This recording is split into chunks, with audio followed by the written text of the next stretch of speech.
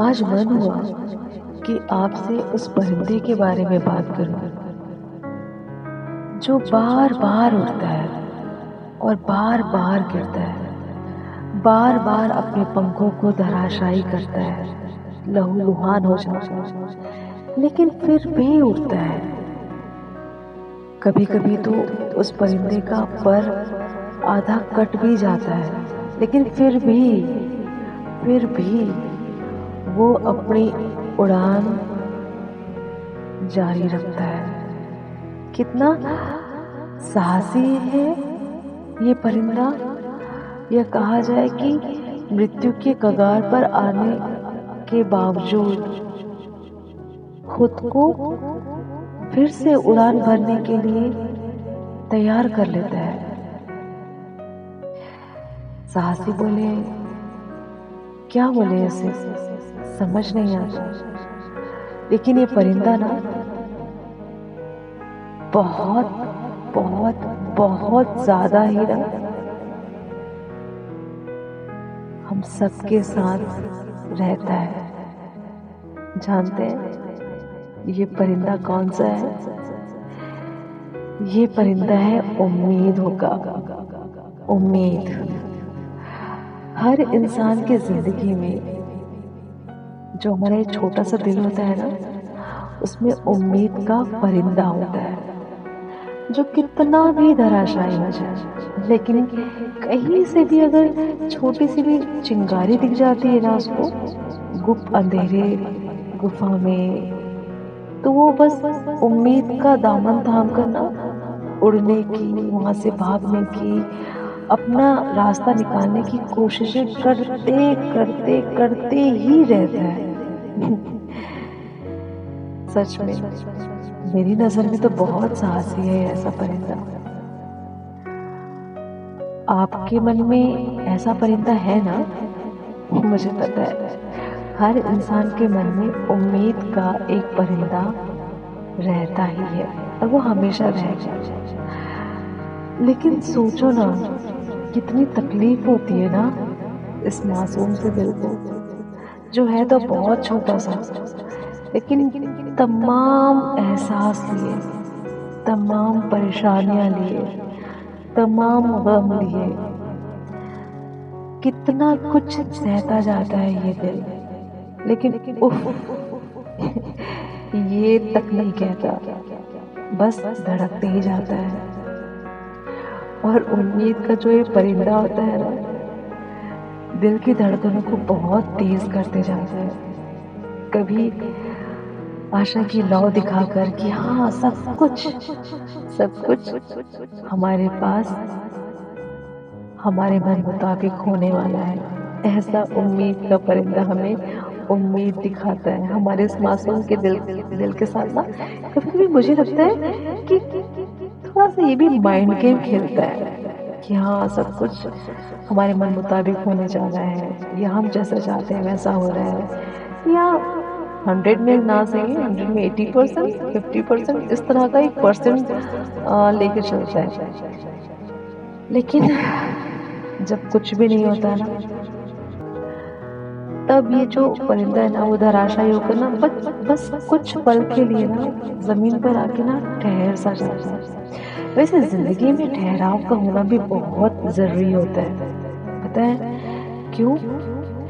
क्योंकि मुझे लगता है कि जब तक आपकी जिंदगी में ठहराव नहीं होगा, तो जो उम्मीद का परिंदा है वो खुद को कैसे समझ पाएगा, या हम इंसान खुद को कैसे समझ पाएंगे कि हमें क्या पोटेंशियल है, क्या क्वालिटीज हैं, हम क्या कर सकते हैं, हम खुद के बारे में क्या सोचते हैं।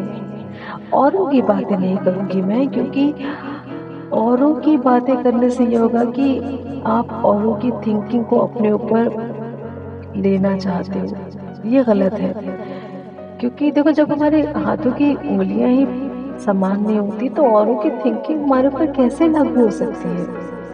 भाई वो अपनी सोच, अपनी विचारधारा के अनुसार जो उनकी परिस्थितियाँ हैं, जो जैसा वो समझते हैं, जैसा उन्होंने देखा है, उसके आधार पर वो हमारा विश्लेषण कर सकते हैं। लेकिन क्या हम लोगों के विश्लेषण के आधार पर अपनी ज़िंदगी जिएँगे?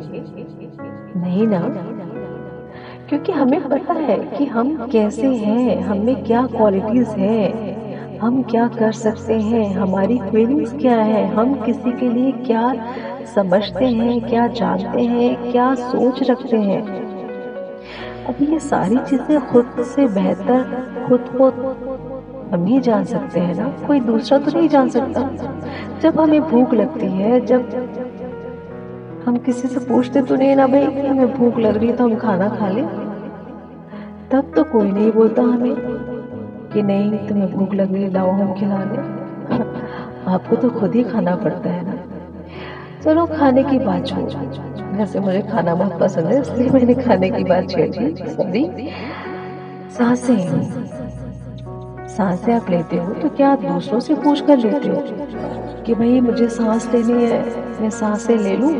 नहीं ना, खुद ब खुद सांसें आप लेते हो, दूसरों से पूछने की इजाज़त आप बिल्कुल भी नहीं लेते।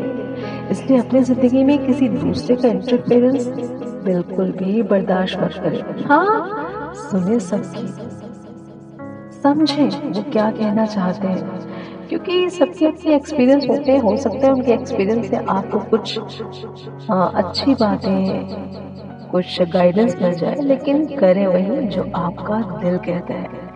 वैसे मैंने अपने पुराने वीडियोस में एक वीडियो में डाला भी था कि सुनो सबकी लेकिन करो अपने मन की, क्योंकि दिल होता तो लेफ्ट में है और कहता राइट हमेशा ना।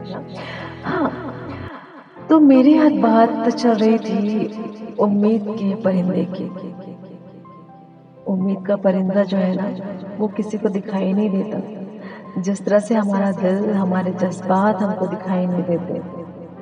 तो अपने इस उम्मीद के जो परिंदा है ना आपका, जो भी जीवन के ठहराव को लिए ज़मीन पर गिरा पड़ा हुआ है, उसे कुछ सेकंड के लिए, कुछ दिनों के लिए आराम करने दो। भाई, धराशायी हुआ है, चाहे वो करियर को लेकर हो, रिश्तों को लेकर हो या लोगों के व्यवहार को लेकर हो, क्योंकि बहुत सारी चीज़ें अनएक्सपेक्टेड हो जाती है लाइफ में जो आपने कभी सोची भी ना हो।